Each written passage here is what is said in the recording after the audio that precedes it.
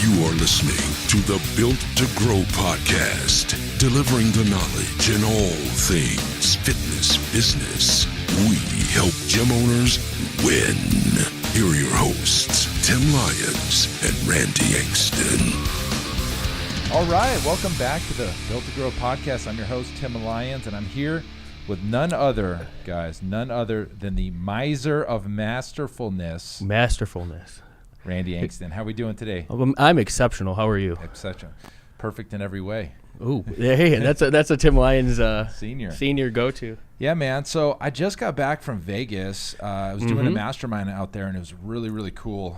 This mastermind was run by a guy named Rick Streb, a good buddy of mine, and it was really cool because we got a chance to get in a room and flip the computers open and just work on stuff. Okay. Marketing stuff, funnels, ads.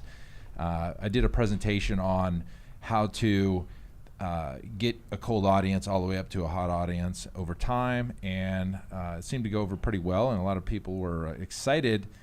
One of the things that came up a lot was software, right? Yeah. So a lot of these guys are using lead pages or ClickFunnels or Optimized Press and things in their website. We kind of focus a little bit more on ClickFunnels this time, and one of the big things is like, hey, how do I get leads and all this fun stuff? And we can do great things with Facebook ads and funnels and get leads, but after that lead happens, a lot of times things fall apart. Yeah. What do you do with it? Yeah, what do you do? What do you do with it? I love how you went to a mastermind during March Madness. Is that in Vegas? Is that coincidence? Is that coincidence? Hey, I go where I'm told. You go where you're told to be. Yeah, sure. So, I'm sure it was rough. So, and this is a hot topic right now. Lead generation, direct response versus branding, and all these things that we do. And one of the biggest things is like, how do I get people from the funnel or in the Facebook digital world into my gym? And There's a lot of steps that have to happen. It's work. It's a lot of work. It's work. Who's doing the work? Is that what we're here? Well, hopefully, is that what we're here to figure out today? The sales team and things like that. So, one of the things that we talk about in the book is how to leverage tools in your business to, one, get yourself time back, but to do a better job than maybe a human can possibly do. Yeah. And one of the big pieces of software that I really use here a lot in both, and actually all three businesses, is Infusionsoft. And Infusionsoft, unfortunately, has a really bad reputation for being confusing. Confusionsoft, yeah. It does. And to speak to that a little bit, they're kind of the grandfather in some of that CRM automation. I mean, they've been around, they've done it, they've continued to. I want to say they're working on getting a little bit more customer friendly, a little bit more user friendly. But I can understand there is a learning curve, without a doubt. Yep.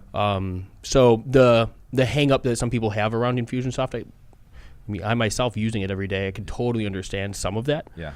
But it comes down to the fact that you need something. Right. So if you don't know what Infusionsoft is, it's a CRM, and what CRM stands for is Customer Relationship Management Software.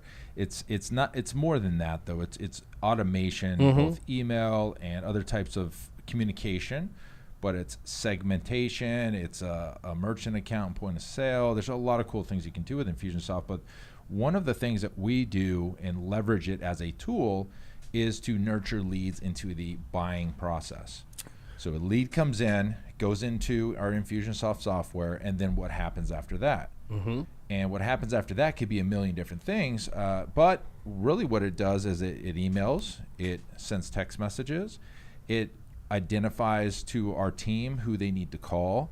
So there's notifications and tasks, and there's ways to segment lists, and you can see at any given time how many prospects you have, how many people have scheduled appointments, how many sales you've made, and it's a really clean tool. But that's just one of the CRMs. There's a bazillion. Oh yeah, there's probably hundreds that we could speak to. Yep. So there's Active Campaign, Drip, Get Response.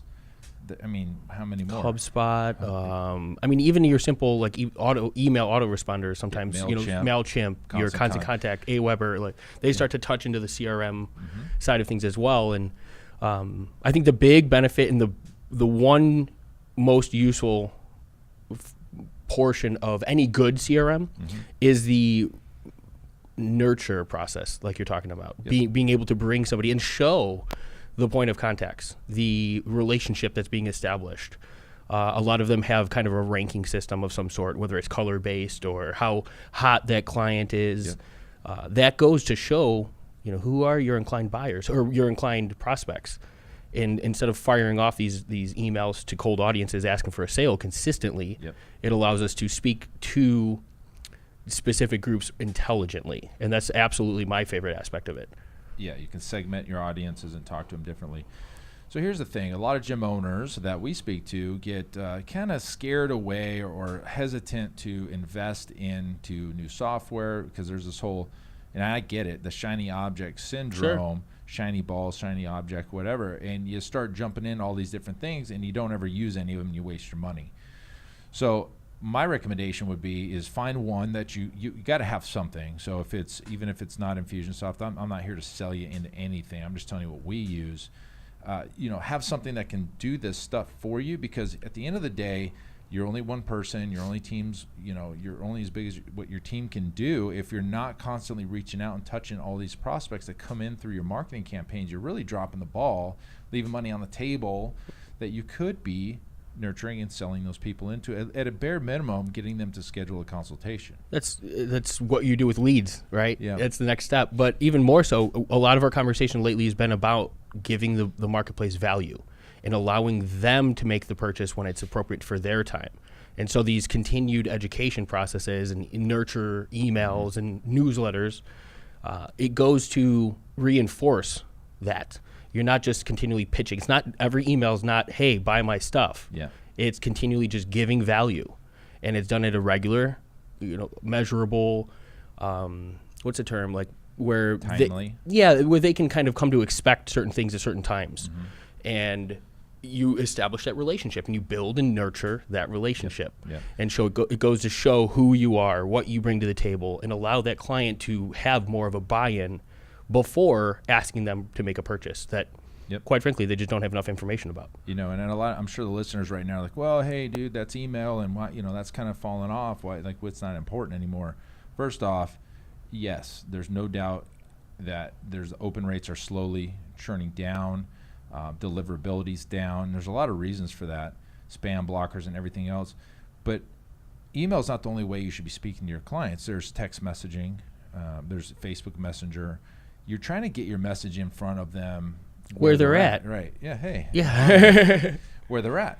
So things that you can do. There's other software, right? So there's Scipio is something that we leverage. Another tool that we leverage, because this is a logic-based text automation platform.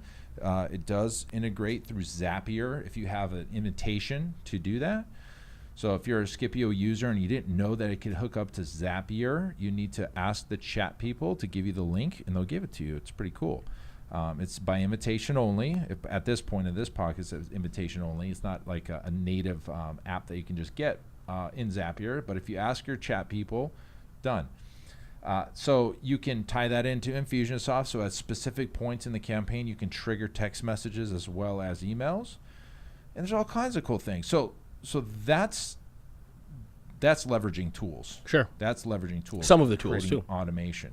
Another piece of software that we don't use as much, but is out there and we've used in the past is ManyChat, which is a Facebook Messenger automation. And I was in there just yesterday messing around, and there's a lot of cool new features in there that we should be probably jumping on. Yeah. So add that to the list. Right after this revisits. podcast, I'll be jumping into ManyChat and messing with that. But it's not just about doing a million things. It's about doing the right things at the right time.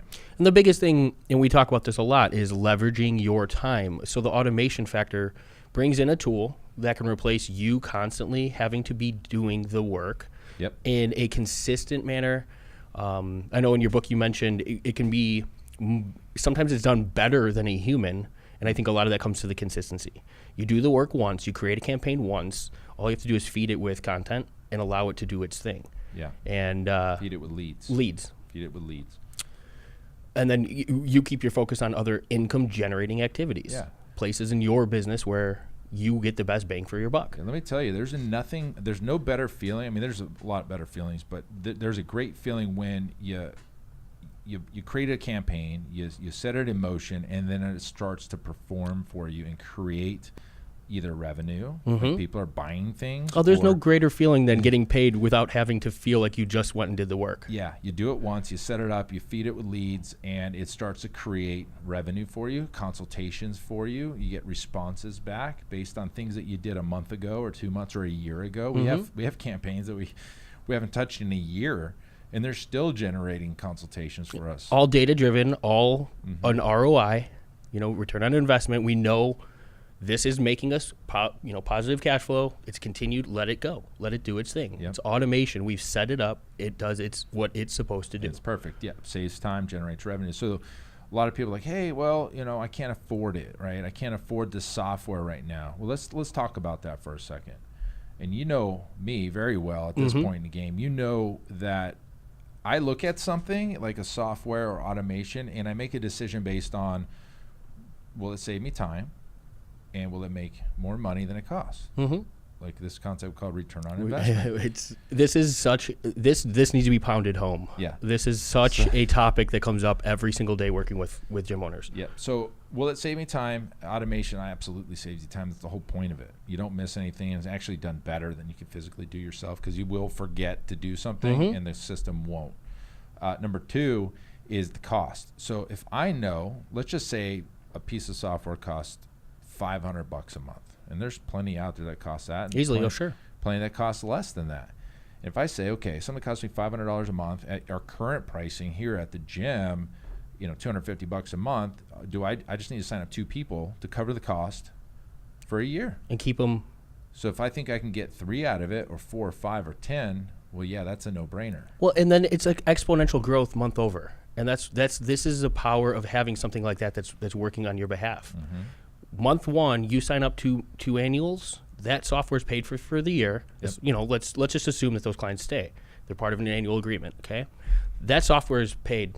Now every single person that software generates is profit on top that would never have happened if you were doing the work, because you can't be in 2 places at once. And so that's the power. Every month you go and you add to that. You're growing exponentially each month because of the software that's allowing you to do so. Perfect. And that's exactly how every buying decision for bringing into your business should be. Yeah. It's very simple for us to say. And coming from the gym owner's shoes, I understand when money is tight. I understand, like, hey, I don't have enough money to afford it, whatever. But it's an investment, 100%, and it keeps you organized. That's what it comes down to, too. We need to stop looking at marketing and looking at things that are buying your time back as an investment. We got to look at them as an investment, because that's truly what they are. Yep. Everybody looks at them like they're an expense. There's just money out the door. Well, if you're not tracking your data and you don't know your return, sure, it can seem that way.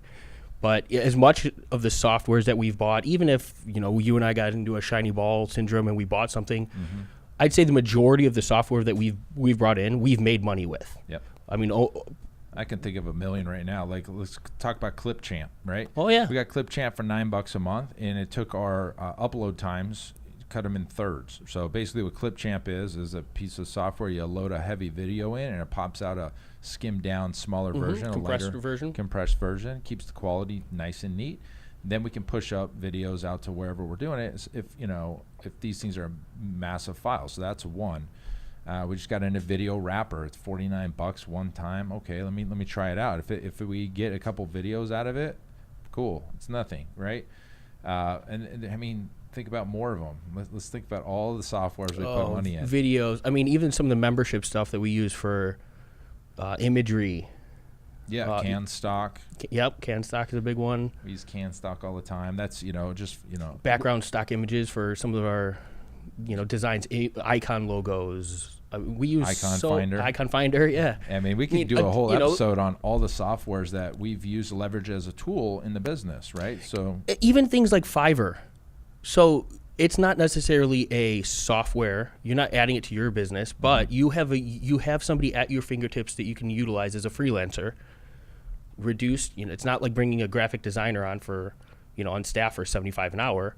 These guys they have a set rate based on a set, if you need to convert a book to an ebook, or you need a logo designed, or you need imagery, keep the brand looking the same. Keep a unique appeal across all of your imagery, the standards there. Hire somebody who does this to go create those things for you, as opposed to you going into a software you're not comfortable with, trying to work around it, spending 4 times what it takes to actually get it done, Right.